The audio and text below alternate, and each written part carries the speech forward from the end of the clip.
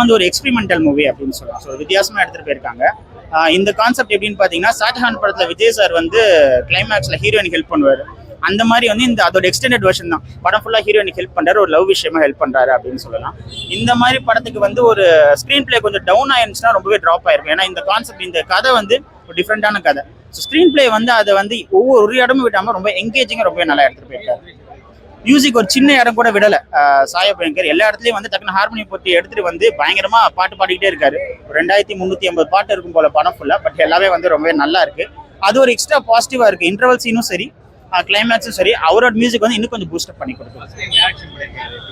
டிஃப்ரெண்டான கான்செப்ட் பண்ணியிருக்காரு. ஸோ வந்து கதைப்படி பார்த்தீங்கன்னா இந்த லாஜிக்லாம் கண்டிப்பாக இது லாஜிக்னு பார்த்தா இந்த படமே கிடையாது. இப்பெல்லாம் யாரும் இவ்வளோ இதெல்லாம் பண்ண மாட்டாங்க. படத்துக்கு டியூன்னு வச்சதுக்கு பதிலா தியாகி அப்படின்னு படம் பேர் வச்சிருந்தா இன்னும் கொஞ்சம் பெட்டராக இருந்திருக்குன்னு சொல்கிறேன். படம் ஃபுல்லாகவே தியாகம் பண்ணிட்டு இருக்காரு. இவ்வளோலாம் யாரும் மனுஷன் தியாகம் பண்ண மாட்டாங்க. ஒரு படமாக பார்க்கும்போது என்டர்டெய்னிங்காக இருந்துச்சு. அவங்க நல்லா நடிச்சிருக்காங்க. பிரேமலுல ஒரு காமெடியா ஒரு டிஃப்ரெண்டா நடிச்சிருந்தாங்க. இதுல வந்து காமெடி பிளஸ் எமோஷனல் நிறைய கனெக்ட் பண்ணி ரொம்பவே நல்லா நடிச்சிருக்காங்க.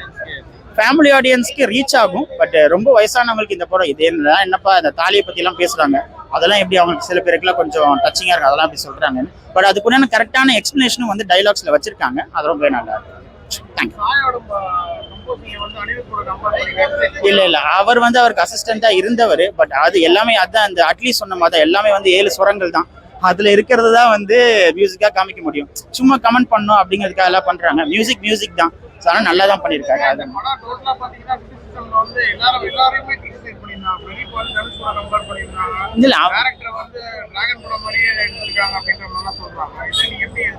இல்ல டிஃப்ரெண்டா இந்த கான்செப்ட் அதான் சொல்லுது. ஷாஜஹான் படத்தோட கிளைமேக்ஸோட எக்ஸ்டெண்டட் வெர்ஷன் அந்த மாதிரி படம்லாம் வந்து நிஜம் இதான் ஃபர்ஸ்ட் டைம் நம்ம பாக்குறோம். பட் இவ்வளவு தியாகம்லாம் யாரும் பண்ண மாட்டாங்க. அதான் சின்ன டிராப்பா இருந்தாலும் படம் ஒரு மிகப்பெரிய ஃப்ளா ஆயிருந்திருக்கும். பட் இருந்தாலும் எங்கேஜிங்கான அந்த ஸ்கிரிப்டை வந்து டைரக்டர் நல்லா கொண்டு போனதுனால படம் என்டர்டெய்னிங்கா இருக்கு. நல்லா கண்டிப்பா வந்து எல்லாரும் தேட்டர்ல பாருங்க. தேட்டர்ல பார்க்காம மிஸ் பண்றாதீங்க. காமெடிலாம் பக்காவாக ஒர்க் அவுட் ஆயிருக்கு. சரிங்களா, நீங்க வந்து லவ் டுடே டிராகனாலும் காமெடி இதுல வந்து எதிர்பார்த்து போக முடியாது.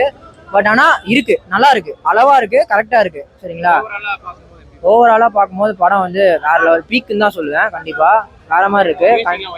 மியூசிக்லாம் கண்டிப்பா நீங்க வந்து சீட்லயே டான்ஸ் ஆடுவீங்க அந்த அளவுக்கு இருக்கு.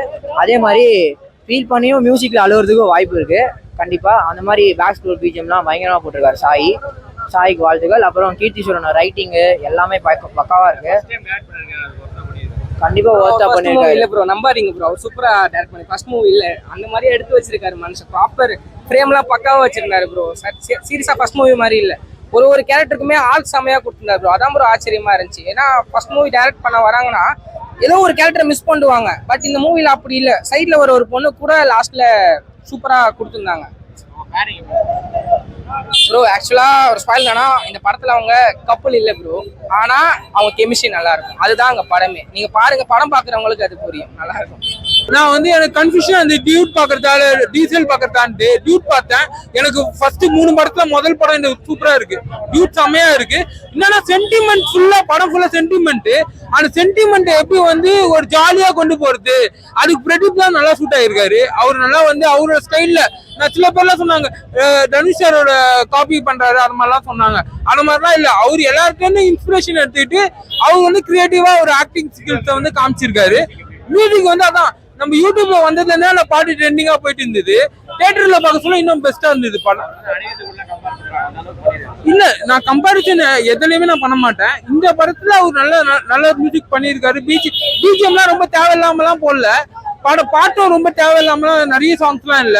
2-3 சாங்ஸ் போட்டிருக்காங்க, நல்லா இருக்கு. ஹீரோயின் வந்து நல்ல ஒரு ஸ்டோரியோட ஹீரோயினா சொல்லலாம். அவங்கள ஒரு ஹீரோயினா சொல்றது ஸ்டோரியோட ஹீரோயின். ஸ்டோரிக்காக அவங்க நல்லா வந்து யூஸ் பண்ணியிருக்காரு டைரக்டர். தனுஷ்குமார் சார் வில்லன்லிசம் வேற லெவல்ல பண்ணியிருக்காரு. அவர் வந்து அந்த கல்யாணத்தப்போ அந்த டான்ஸ் ஆனது அது எல்லாமே ஒரு வில்லன் இருந்தாலும் அவர் எப்படி வந்து வில்லனிசத்தை வேற லெவல்ல பண்ணியிருக்காரு. ஆனா சரத்குமார் சார் காமெடி பண்ணியிருக்காரு, ஹீரோ காமெடி பண்ணியிருக்காரு, ஹீரோயின் காமெடி பண்ணிருக்காரு, நிறைய பேர் வந்து காமெடி பண்ணிருக்காங்க. டிஃப்ரெண்ட் ஸ்டோரியா இருக்கு. ஒரு லவ் ஃபெயிலியர் எப்படி ஹேண்டில் பண்றாரு, சென்டிமெண்ட். ஆனா ஒரு தாலிக்கு இருக்க சென்டிமெண்டோட ஒரு பொண்ணோட ஃபீலிங்ஸ்க்கான சென்டிமெண்ட் இருக்கு, அதான் சொல்றாங்க. அதுதான் விஷயம். நல்ல சோசியல் மெசேஜ், ஜாதி, அப்புறம் ஆணவ கொலை எல்லாமே டச் பண்ணியிருக்காரு.